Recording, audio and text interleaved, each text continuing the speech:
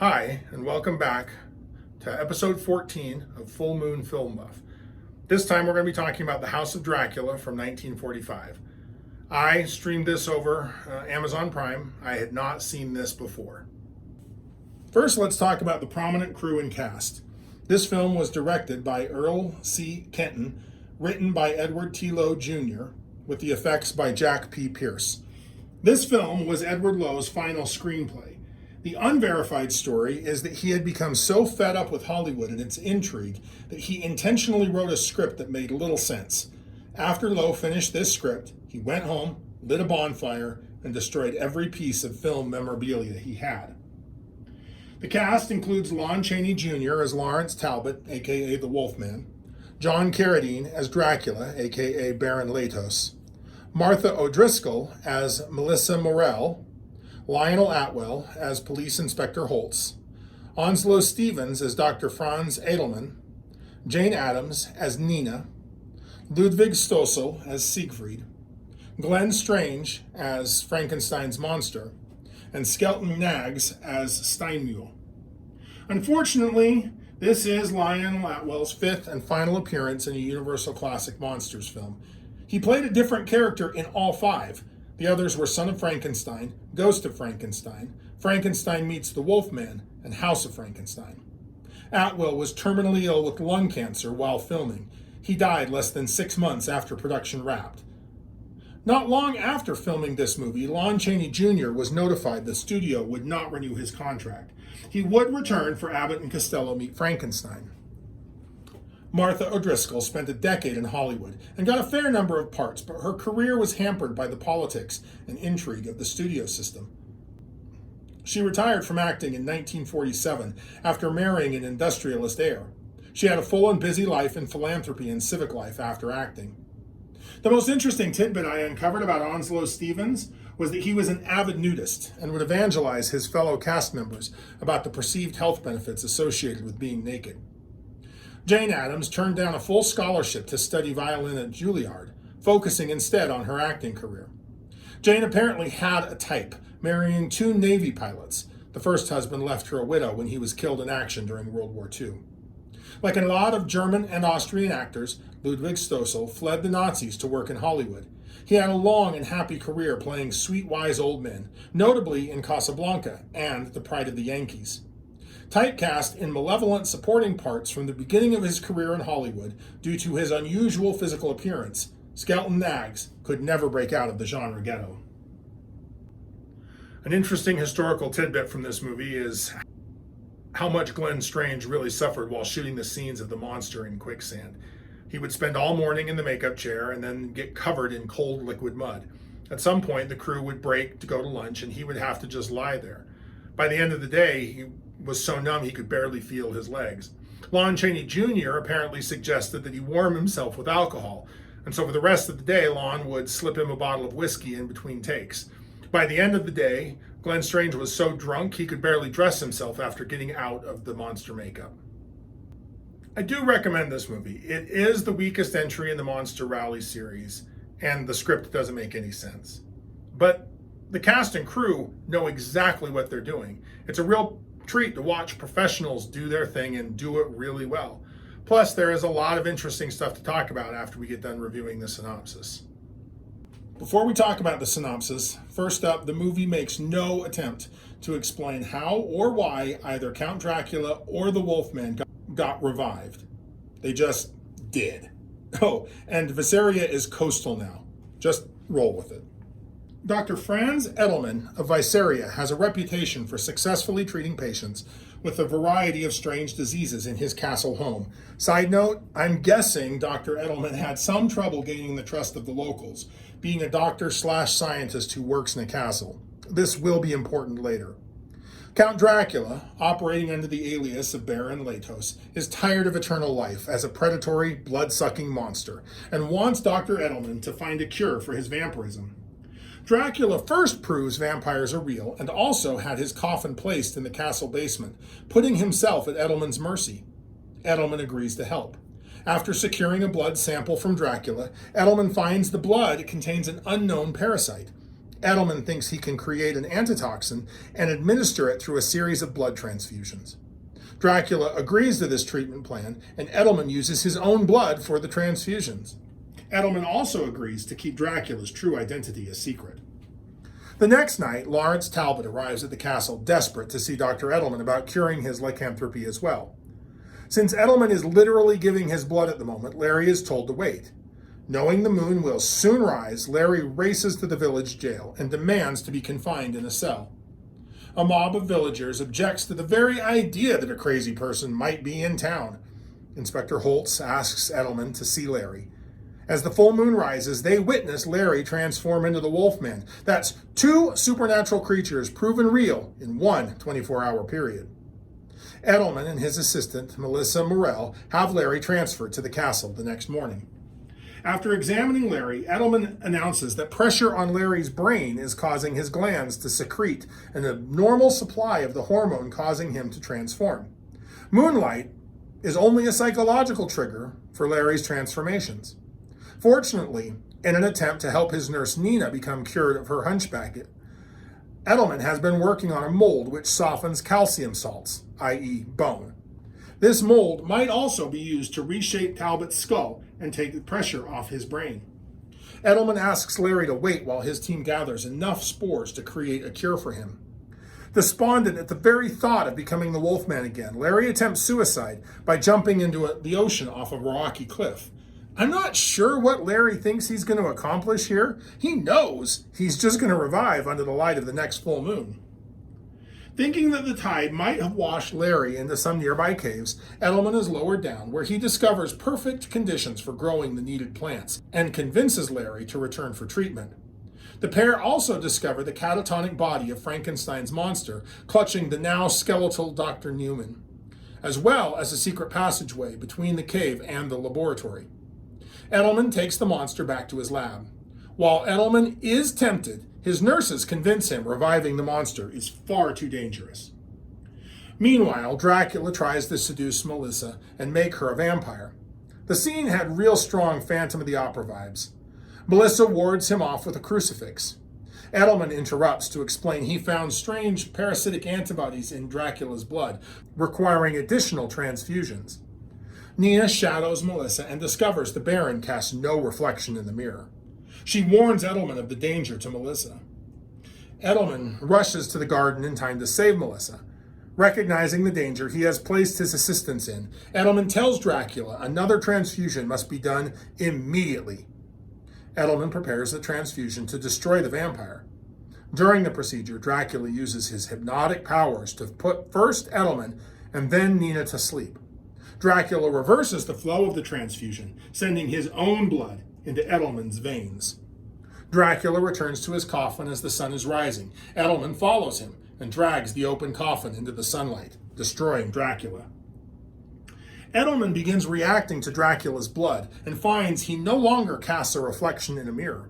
Falling unconscious, he sees strange visions of a monstrous version of himself performing unspeakable acts, powering up the monster and setting it loose on the villagers. Edelman awakens and offers Nina the chance to receive her operation first.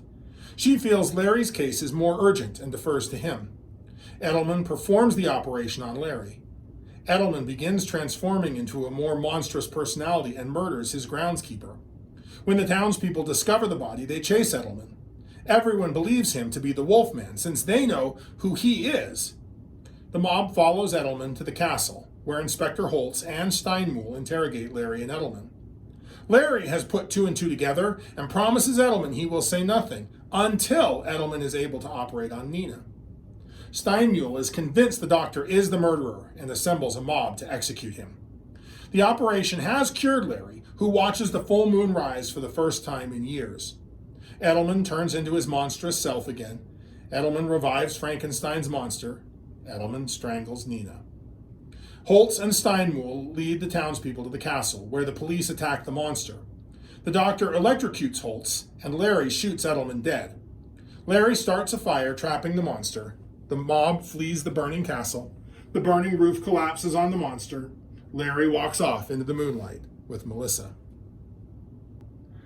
This is the last Jack Pierce transformation that we'll see. At this point, the studio is trying as hard as they can to keep the budgets down, and that means letting Jack go. The camera crew does try a new trick this time of having Larry change his facial expression slowly throughout the transformation, kind of a live action stop motion effect. They don't completely pull it off, but I really do applaud the effort to try something new. We have to take just a second here to talk about Larry's happy ending. Yes, Lawrence Talbot is going to show up again in Abbott and Costello Meet Frankenstein, but that movie is entirely outside of the Universal movie monster continuity. Larry finally getting to walk off in the moonlight feels really good, but this movie completely blows up all of the continuity previously set out by the Universal movie monsters. Nothing adds up, which lends weight to the theory that Lowe just didn't care and was turning in a script just to finish his final assignment before he walked out of Hollywood for good. The fact that the spores and the mold are able to relieve the pressure on Larry's brain, which is what successfully happens at the end of the movie, lends weight to the idea that this is just a psychological condition or a physiological condition caused by the brain, and that the sight of the moon is nothing more than a psychological trigger. But that doesn't explain a lot of things we've seen before.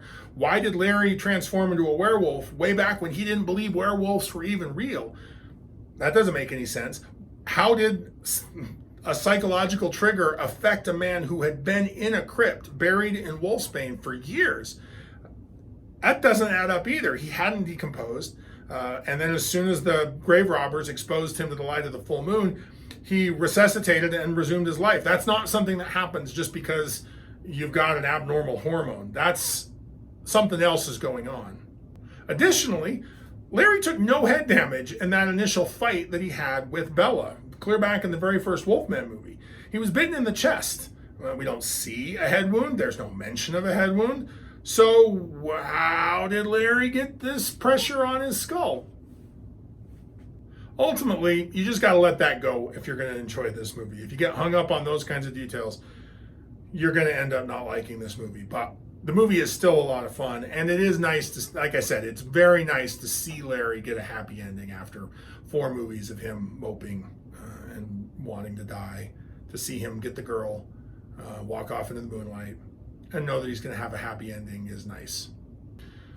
So the first thing I want to talk about in this is how much of this, if any, did Dracula have planned? One way that you can look at this is that Dracula is a mastermind of this whole evil plan from the very beginning. The very first thing we see in the movie, literally the first scene, is Dracula spying on Melissa, sleeping. He knows she's here. He came here because of her. She left, he had targeted her in Vienna, and he was going to be his next victim, and he wasn't going to let her get away just because she got a great job saving lives.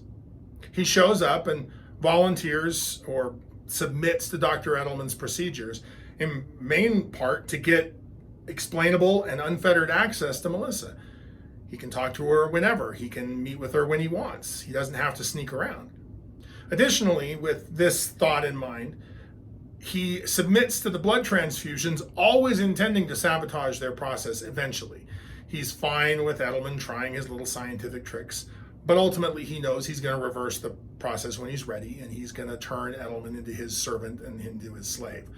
I don't think under this interpretation he intended for it to happen when it did, because that does put him into a place of vulnerability. Had it happened earlier in the evening, Edelman would have gone through the transformation and would have been a willing slave by the time Dracula had to get into his coffin. Essentially, Edelman would have been a new Renfield type character. So that kind of blows up his plan, but the plan is still in place. Additionally, I do think there's a chance that Dracula would want to know what modern science had to say about his condition, right? He's a creature much older than science, and so I think he would be curious, what would a scientist actually say?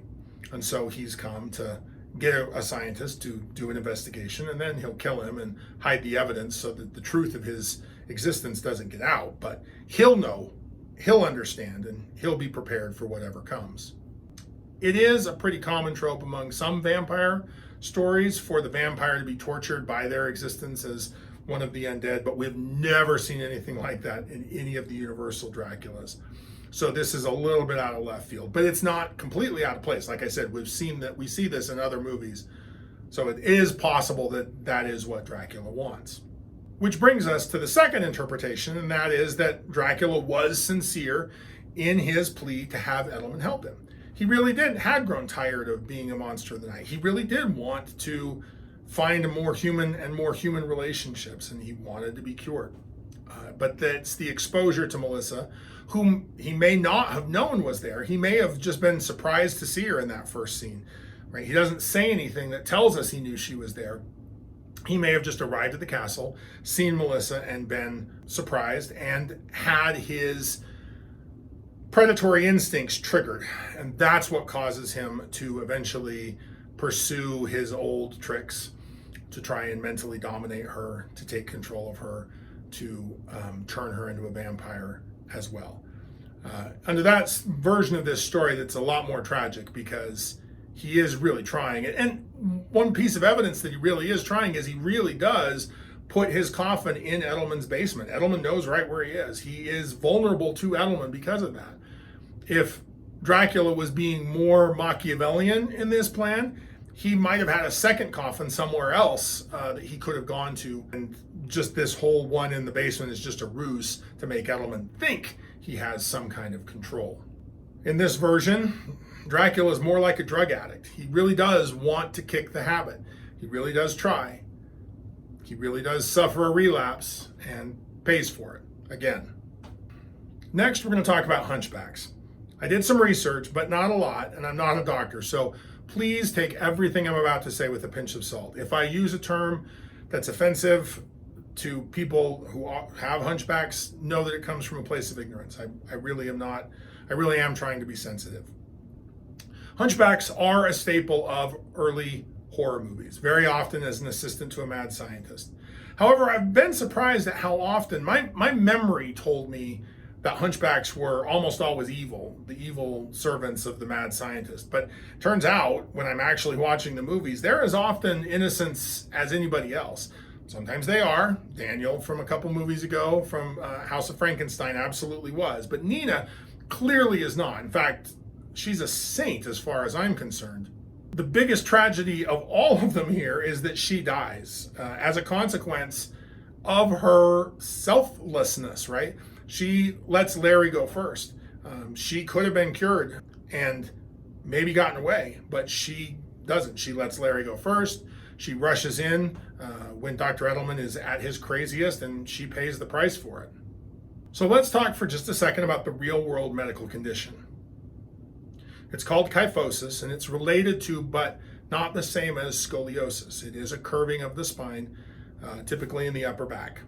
There are multiple classifications ranging from postural, so actually slouching too much can cause a problem, to congenital, where there are genetic or other birth or physical related defects that manifest themselves that way, to finally bone density, usually seen in old age, where the bones get so weak that they begin to start to deform under the weight of the body.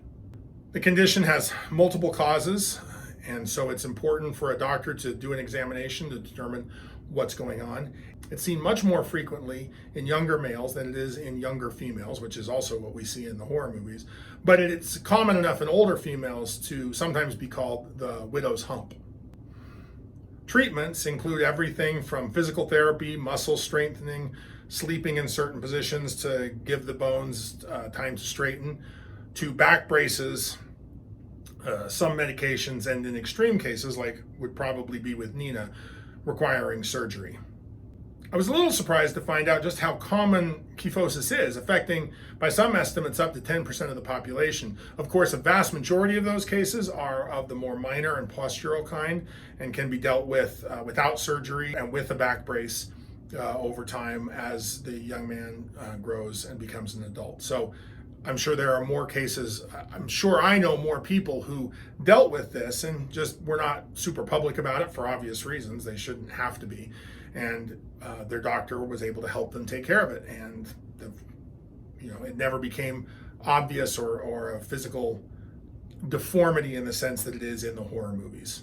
Now, obviously, we can't talk about hunchbacks without talking about the hunchback of Notre Dame, Quasimodo. Quasimodo and Nina are both examples of that noble hunchback who gives up some of their own happiness to help ensure the happiness of others. It's a pretty common trope in stories, and I was pleasantly surprised to see that in this movie and in other horror movies, that hunchbacks aren't always the bad guy. So a couple of movies ago, I talked about how I was pro-mob in that movie. This movie gives us a chance to talk about just how dangerous and bad mobs can be. The very first time a mob forms in this movie, it's on the mere suggestion that a crazy person is in town. They don't know who it is. They don't know if they've done anything, but they're going to find a mob to find out. This kind of reactionary, prejudicial thinking and the forming of a mob in response to that is what's really, really dangerous. And so we're going to talk about that right here. The constable is 100% right as well. There's nothing to see. Everyone should just go home. Later, the mob assembles in the wake of Siegfried's murder, and that's a much more understandable time for a mob to form, but they still don't know what's going on. They don't have any of the complete information. In fact, they know it's not the full moon yet, and they know that the Wolfman only changes when the moon is full. So for them to jump to the conclusion that it's the Wolfman who did this means that they're operating on wrong information. They're coming to a wrong conclusion based on bad information. One of the big problems with mobs is that no one in the mob can have all the information. You're surrounded by people and rumors are flying fast and thick. Bad decisions get made on faulty and incomplete information. Sociologists define a mob as a group of people who have gathered together for an active purpose. So it's different from a crowd that's watching a concert or something like that. That's a passive purpose.